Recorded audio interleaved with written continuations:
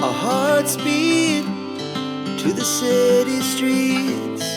We began to feel the fire.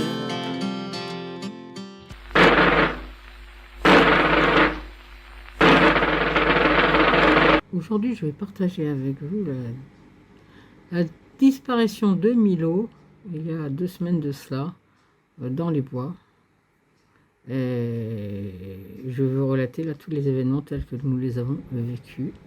Voilà, bon visionnage, n'hésitez pas à commenter, à liker, et j'espère que ça peut aussi vous aider. Bon, voilà, c'est l'angoisse complète. Ça fait 10 minutes que Milo et Titi sont descendus là-dedans pour courir après une bestiole. Titi est revenu, pas Milo, et il revient pas, on l'entend pas, on n'entend aucun bruit. On ne sait pas où il est. Christian est parti chercher la voiture. C'est très inquiétant. Ça fait chier, putain. Milo!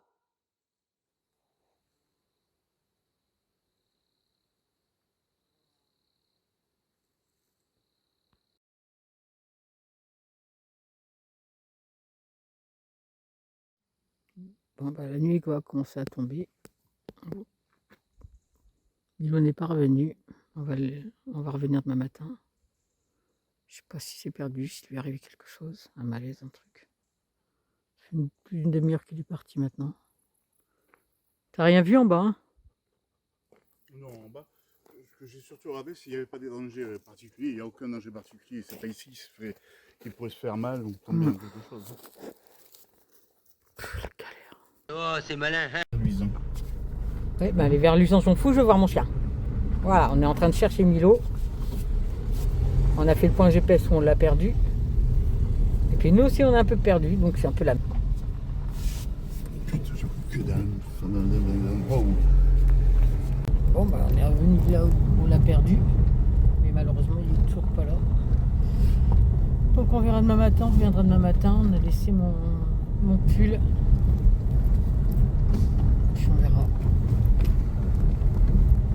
Avis à la population, dégagez la voie publique, rentrez chez vous. Comme vous le voyez, le panier de Milo est désespérément vide, on ne l'a pas retrouvé.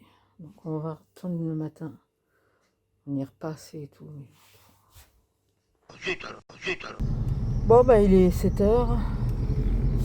Et on retourne chercher Mimine dans les bois. Espérons le retrouver aujourd'hui. Attention, ne bougeons plus. 1, 2, 3. Merci beaucoup. Il est là, il est revenu sur mon pull, un bébé. Épatant, c'est formidable. Voilà, bonne nouvelle, il était bien sur mon pull.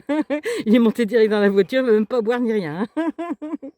Mon bébé, il est là, ouais. Je suis content, bien content.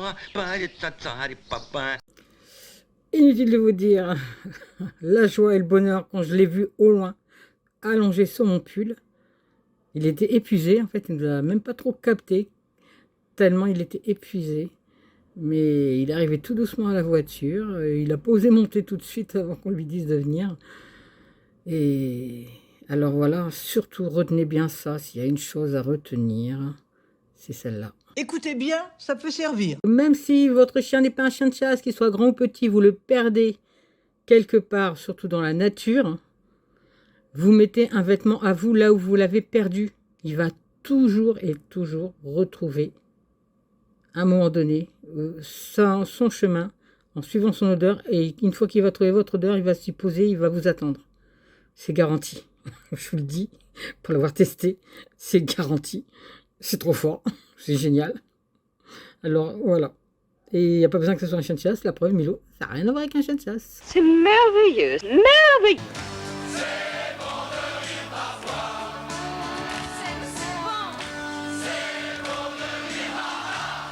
Et oui, l'histoire finit bien, puisque Milo, après une nuit passée dans les bois, comme vous l'avez vu, est rentré à la maison.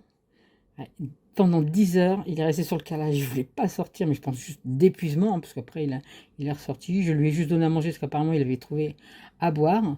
Donc, je lui ai donné à manger. Il n'a pas bougé. De toute façon, il est rentré. Paf, il n'a pas bougé de 1 mètre de la porte. Mais voilà, là, il était juste épuisé. Il a boité quand même pendant un petit moment. Donc, la semaine d'après, je suis allée faire une petite vérif chez le veto. Et bon, apparemment, c'est juste qu'il boitait de fatigue, quoi. Il s'était usé sûrement à courir, à nous chercher. Donc c'est pour ça qu'il boitait. Ça s'est remis vraiment en 10 jours quand même. Il a boité un tout petit peu et ça s'est estompé tout doucement. C'est qu'il force pas, mais de toute façon, il restait toujours près de nous, comme il fait toujours d'ailleurs. Et donc, il n'y a pas de séquelles. Parce que là, on a revu Veto donc, presque un mois après, non, 3 semaines après. Bref, tout va bien. Il est en bonne santé, il va bien. Je lui mets quand même toujours, on a pensé coller le GPS, mais Milo, généralement, il reste à côté de nous. Donc, ce que j'ai, c'est que j'ai un gros collier où j'ai bien écrit mon nom et mon numéro de téléphone, pardon, et qu'il a toujours sur lui au cas où il aurait des humains, quelqu'un pourrait le récupérer pour qu'il puisse m'appeler. C'est une petite sécurité en plus.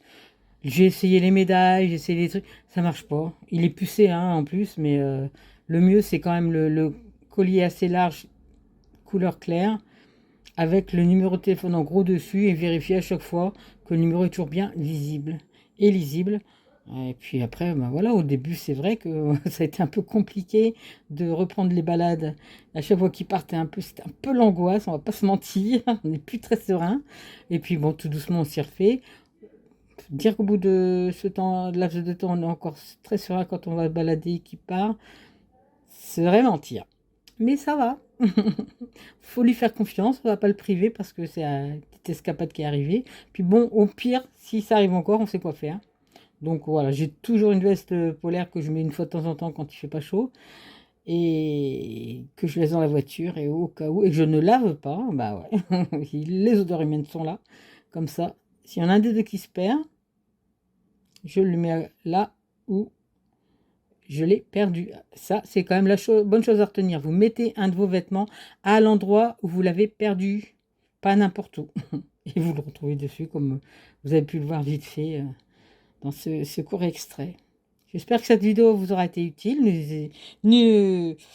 Faut pouvoir la partager si vous avez envie, en parler surtout autour de vous, dire voilà, il y a cette bonne astuce à connaître qui peut être très très important pour n'importe qui. Et puis bah, si vous avez aimé que vous êtes jusque là, bah, merci de vous intéresser à la vie de Milo et à son histoire. Hein.